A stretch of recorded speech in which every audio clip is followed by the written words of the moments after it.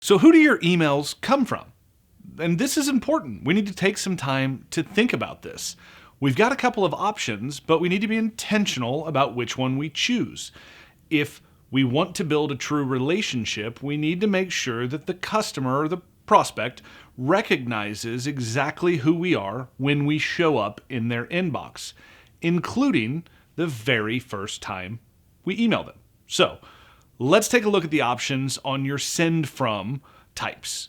The first option is the face. Now, this option is ideal if you're a founder, if you're a CEO, if you're the, face of the company, if you're a brand ambassador. And this is important if, you're a service provider.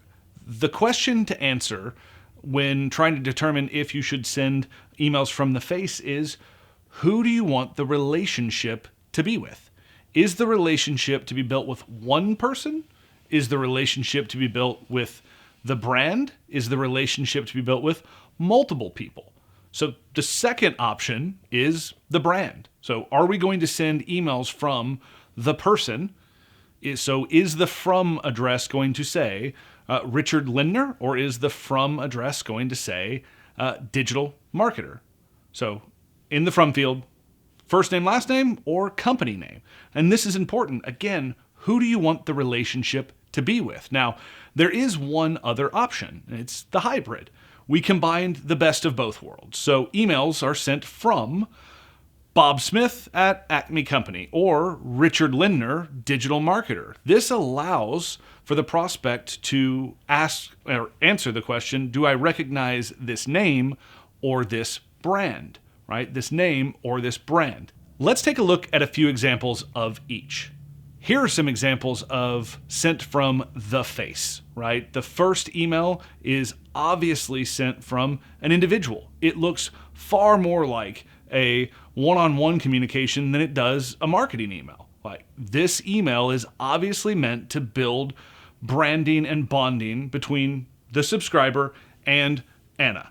Now, when we look at the email from Pandora, you'll see that obviously this is brand forward. So the top header is logo front and center, but, and this is important, but it is signed from the founder. It's signed from Tim, who's the founder of Pandora. So in this case, in this introduction or in this introductory email, the founder has written a lift. Now, this is an amazing way to add some personality to a brand, right? It's an amazing way to humanize a brand. So still leverage all the benefits and all the credibility of the brand while leveraging all the humanity of a real life person.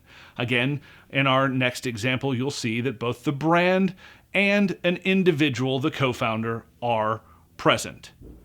Now, in this example from Go Squared and Weebly, you'll see they're sent from the brand. Now, one is signed the Weebly team. Now, I don't care for this strategy. It's tough to have an email that is sent from a team, right? It's tough to have an email that's sent from an inanimate object, which is what your brand is.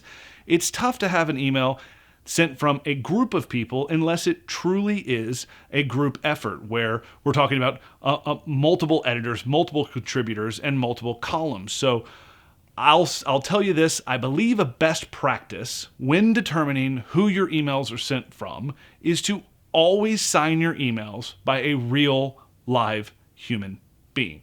So whether you choose to send your emails strictly from a face, strictly from a brand, or choose the hybrid model, a face at a brand, make sure you're signing each of your emails from a real live person.